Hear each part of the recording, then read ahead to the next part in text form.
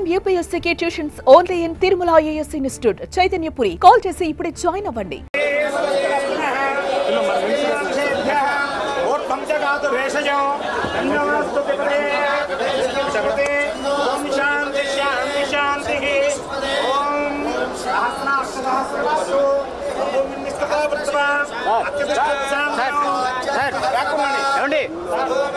మంత్రి గారు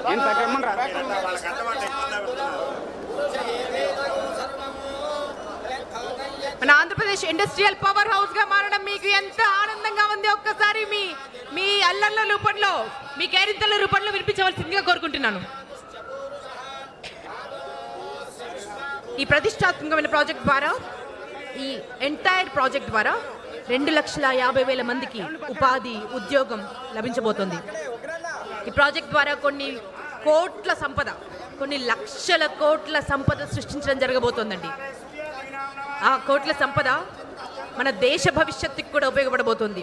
ప్రపంచ పటంలో మన ఆంధ్రప్రదేశ్ని ఒక్కసారిగా తలెత్తుకుని చూసేలాగా, ప్రపంచం, విశ్వం మొత్తం మన ఆంధ్రప్రదేశ్ని తలెత్తుకుని చూసేలా చేయబోయేటువంటి ప్రాజెక్ట్ అండి ఇది. సో ఇంత గొప్ప project Reliance new energy integrated compressed biogas hub ఇక్కడ మన ప్రకాశం జిల్లాలో మన వెనుకబడిన ప్రాంతాన్ని ఎంచుకుని మొట్టమొదటి ఇంటిగ్రేటెడ్ ప్రాజెక్ట్ని ఇక్కడ స్థాపిస్తున్నందుకు మనస్ఫూర్తిగా మన ప్రభుత్వాన్ని అభినందిస్తూ మీ అందరికీ స్వాగతం పలుకుతున్నానండి. చాలా బ్యూటిఫుల్ ఈవెంట్ జరగబోతోంది ఈరోజు. పెద్దలందరూ రాబోతున్నారు, వారందరూ మాట్లాడబోతున్నారు.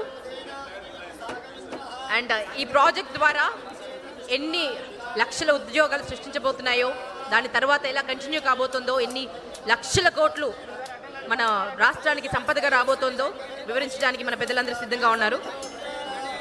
ఇంకా సేపట్లో మన డైనమిక్ లీడర్ మన లోకేష్ బాబు గారు రాబోతున్నారండి. వారి కోసం మనం వెయిట్ చేస్తున్నామని ఒక్కసారి వినిపిద్దామా మీ చప్పట్ల రూపంలో?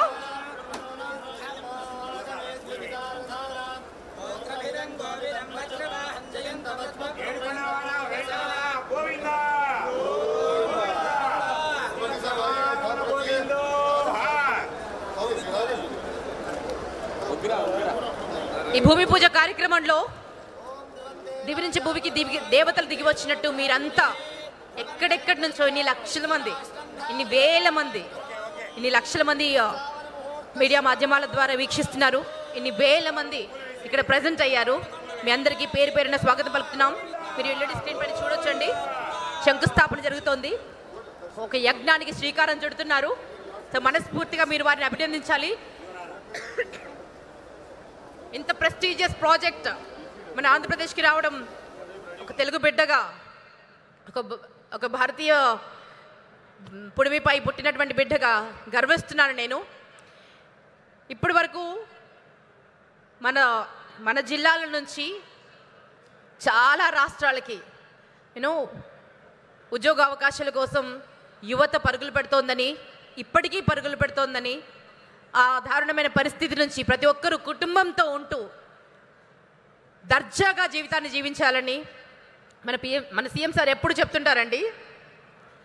జీరో పావర్టీ తర్వాత బెటర్ లివింగ్ తర్వాత ది బెస్ట్ లివింగ్. అలా అంచెలంచెలుగా ప్రతి పౌరుడు ఎదగాలి.